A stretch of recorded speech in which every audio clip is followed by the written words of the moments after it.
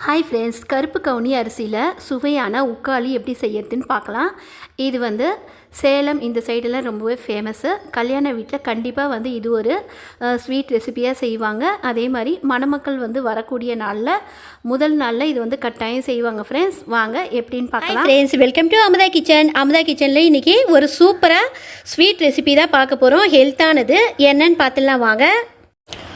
கருப்பு கவுனி அரிசி வச்சு தான் நம்ம செய்ய போகிறோம். இந்த கருப்பு கவுனி அரிசி கரெக்டாக 200 கிராம் அளவுக்கு நான் எடுத்து கரெக்டாக 4 ஹவர்ஸ் ஊறியிருக்கு. இது நல்லாவே 4 மணி நேரம் ஊற விட்டால் தான் நம்ம நல்லா நைஸாக அரைச்சி எடுக்க முடியும். இது போல் ஒரு கிளாஸில் இது 200 கிராம் அரிசி கொள்ளும். இதே அளவுக்கு இதே கிளாஸில் நம்ம வெல்லம் நல்லா ஒரு கிளாஸ் ஃபுல்லாக கோபுரமாக இல்லை கொஞ்சம் தலை வெட்டி வெல்லத்தை அளந்து எடுத்துக்கலாம். இப்போ இந்த அரிசி நல்லா நான் வாஷ் பண்ணிவிட்டு 4 மணி நேரம் ஊற விட்டுருக்கேன். இதை நம்ம இப்போ இந்த ஜாரில் நம்ம சேர்த்துக்கலாம். அது கூடவே 2 பத்து அளவுக்கு தேங்காய் கொஞ்சம் நல்லா நைஸாக பல்லாக கட் பண்ணி அரிசியோடு சேர்த்துக்கலாம். வெல்லம் எடுத்து வச்சுருக்கேன். இன்னும் அளக்கலை. இந்த கிளாஸில் அளந்து ஒரு கிளாஸ் வெல்லம் நல்லா கோபுரமாக எடுத்துக்கலாம். அரிசி நம்ம எவ்வளோ எடுக்கிறோமோ அந்த அளவுக்கு ஈக்குவல் ரேஷியோவில் வெல்லம் எடுத்துக்கணும். இது என்ன ஸ்வீட் அப்படின்னு நம்ம பார்த்தோம்னா உக்காளி ஸ்வீட் தான். இது அதாவது சேலம் இது போல் இந்த சைடில் நல்லாவே திருமண வீடுகளில் ஒரு ஸ்வீட்டாக இது செய்வாங்க. மேலும் திருமணமாகி வரக்கூடிய பெண்ணுக்கும் பிள்ளைக்கும் இந்த ஸ்வீட் செஞ்சு கொடுப்பாங்க. ரொம்பவே நல்லது. இது பச்சரிசியில் செய்வாங்க, பச்சரிசி மாவில். இது இந்த கருப்பு கவுனி அரிசியும் பச்சரிசி தான் ரொம்பவே பெனிஃபிட் ஆனது. ஃபைபர் கண்டென்ட் உள்ளது, நோய் எதிர்ப்பு சக்தி கொண்டது, அதோட கால்சியம் சத்து மிகுதியாக இருக்குது. அதனால தான் நான் கருப்பு கவுனி அரிசி நான் ஊற விட்டுருக்கேன். இதை வச்சு நம்ம எப்படி செய்யறது அப்படின்னு பார்க்கலாம். இதுக்கு ஏலக்காய் ஒரு 4லேருந்து 5 ஏலக்காய் அரிசியோடவே சேர்த்து நம்ம அரைச்சிக்கலாம். வெல்லம் இது டஸ்ட்டு இல்லாத வெல்லம், அதனால் இது நான் கரைச்சி எடுக்கலை. அப்படியே அரிசியோடு நான் சேர்த்துக்க போகிறேன்.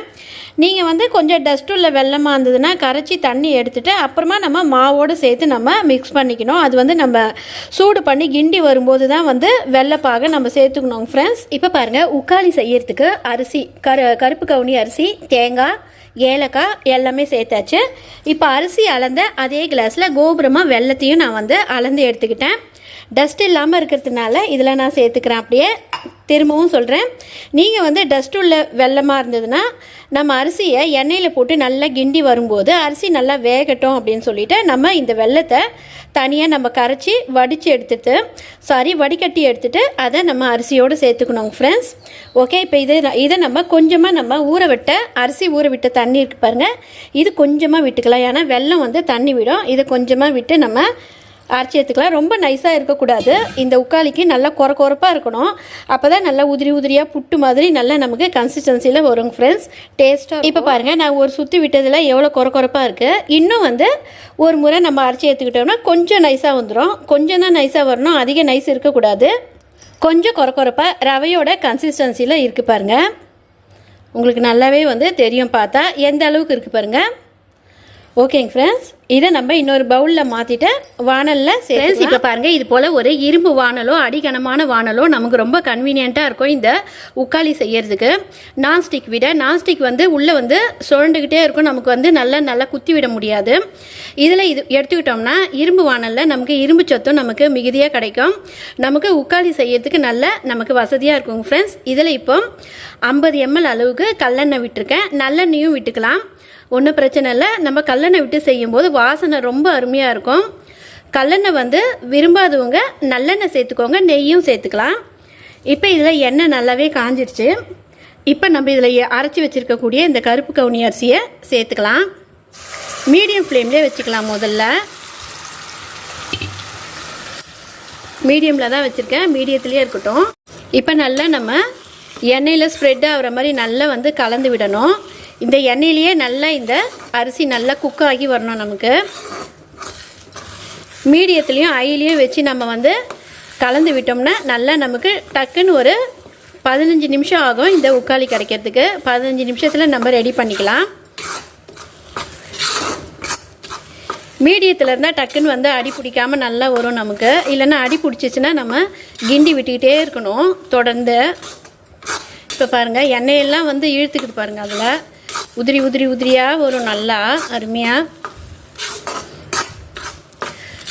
நம்ம வந்து உளுந்தங்களி வந்து எப்படி செய்வோமோ அதே போல் இருக்குது பாருங்கள். உளுந்தங்களி நம்ம உளுத்தம் பவுட்ரு நல்லா வந்து உளுத்தம்பருப்பை நல்லா வறுத்துட்டு பவுட்ரு பண்ணி தண்ணியில் கரைச்சி நம்ம செய்வோம்.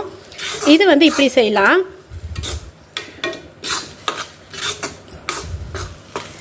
இது நல்லா வந்து கிண்டி விடணும்.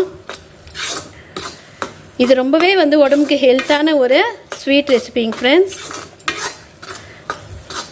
சர்க்கரை நோயாளிகளும் இதை சாப்பிட்லாம், உடம்புக்கு ரொம்பவே நல்லது. பிள்ளைகளுக்கும் ஒரு நல்ல ஹெல்த்தான ஸ்நாக் இது.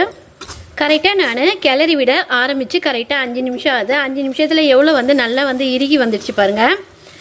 இப்போ இது நல்லா வந்து நம்ம கொஞ்சம் மீடியத்துக்கும் கொஞ்சம் கம்மியாக வச்சுட்டோம்னா நல்லா இந்த ரைஸ் நல்லா குக் ஆகி நமக்கு உதிரி உதிரியாக வரும். இப்போ கரெக்டாக 5 நிமிஷம் ஆயிடுச்சு. இப்போ நம்ம மீடியத்துக்கும் கொஞ்சம் கம்மியாக வச்சுட்டு ஒரு 2 செகண்டுக்கு ஒரு வாட்டி நல்லா வந்து கிண்டி விட்டுடலாம். இப்போ பாருங்கள் 2 செகண்டுக்கு ஒரு வாட்டி நல்லா இது போல் நல்லா இப்படி வந்து பரப்பி விட்டுட்டு நல்லா வந்து இப்படி கரண்டியில் வந்து தேய்ச்சி விடணும். நல்லா திரி திரியாக நமக்கு வந்து உதிரி உதிரியாக வந்து வரும். அப்படியே ஒரே இடத்துல மொத்தமாக இருக்கிற மாதிரி வைக்கக்கூடாது. இப்படி எல்லா இடத்துலையும் நல்லா வந்து இப்படி விட்டுடணும். பரப்பி விட்டுட்டோம்னா நமக்கு நல்லா வந்து சீக்கிரம் நமக்கு உதிரியாக வரும். 15 நிமிஷத்தில் கரெக்டாக நமக்கு இந்த கருப்பு கவுனி அரிசி உக்காளி நமக்கு ரெடி ஆகிடும். ஹெல்த்தான ஒரு ஸ்வீட் பாருங்க. நமக்கு வந்து எந்த அளவுக்கு வந்து உதிரி உதிரியாக வந்திருக்கு பாருங்கள். உக்காளி கரெக்டாக 10 மினிட்ஸ் ஆகுது. நல்லா வந்து இப்படி நம்ம வச்சுட்டு ஜல்லிக்கரண்டி இப்படி நல்லா குத்தி விடணும். அதுக்கு தான் நல்லா இரும்பு வானல் இது போல் அடிகனமான வானல் நமக்கு நல்லா வசதியாக இருக்கும் ஃப்ரெண்ட்ஸ். குத்தி விட்டோம்னா நல்லா உதிரி உதிரியாக நல்லா வந்து அழகாக வரும். புட்டு போல் நல்லா வந்து ஒரு திருப்பி விட்டுட்டு நல்லா வந்து குத்தி விட்டுடணும். பாருங்க கருப்பு கவுனி அரிசியில் நமக்கு உக்காளி நல்லாவே ரெடி ஆயிடுச்சு. சூப்பராக இருக்குது பாருங்கள் உதிரி உதிரியாக. நமக்கு பச்சரிசியாக இருந்தால் நல்லா வந்து அது செவந்து வருது தெரியும். இது வந்து பிளாக்காக இருக்கிறதுனால நமக்கு தெரியலைங்க ஃப்ரெண்ட்ஸ். எவ்வளோ அருமையாக வந்து வானலில் பாருங்கள் ஒட்டவே இல்லை. இரும்பு வானல் தான் நமக்கு கன்வீனியண்ட்டாக இருக்கும். இது போல் வந்து நம்மளுடைய பாரம்பரிய உணவுகளை ரெடி பண்ணுறதுக்கு. இப்போ இதில் நம்ம தேவைன்னா வந்து முந்திரி வறுத்து போட்டுக்கலாம். முந்திரி நான் வந்து வறுத்து போட போகிறேன். ஆயிலில் தான் வறுத்து போட போகிறேன். நல்லெண்ணெய் வந்து கரெக்டாக 1 டேபிள் ஸ்பூன் நல்லெண்ணெய் விட்டு இதில் முந்திரி வறுத்து போட்டுக்கலாம். ரொம்பவே நல்லாயிருக்கும். கரெக்டாக எனக்கு இது செய்யறதுக்கு 15 நிமிஷம் ஆச்சுங்க ஃப்ரெண்ட்ஸ். ரொம்ப அருமையான ஒரு ஸ்வீட் ரெசிபி. இப்போ பாருங்கள் 1 டேபிள் ஸ்பூன் நல்லெண்ணெய் விட்டுருக்கேன். முந்திரி நல்லா செவந்துடுச்சு. இப்போ நம்ம உக்காளியோடு சேர்த்துக்கலாம். இதை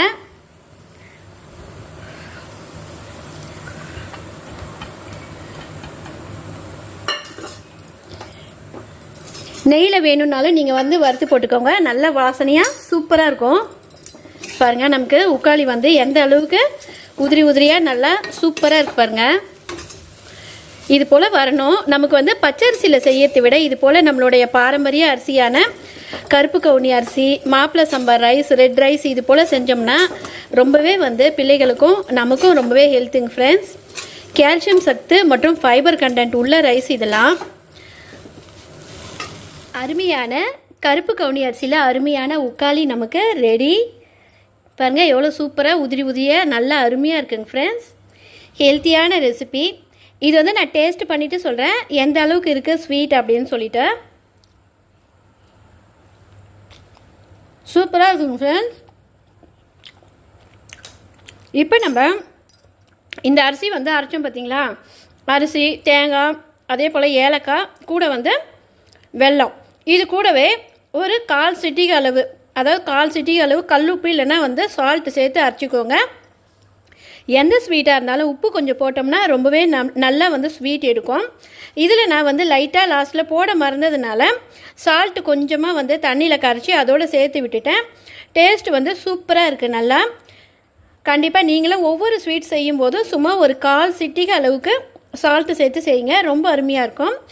ஓகேங்க ஃப்ரெண்ட்ஸ், பாரம்பரிய உணவுகளை சமைக்கலாம், ஆரோக்கியமாக வாழலாம். பாய், தேங்க்யூ.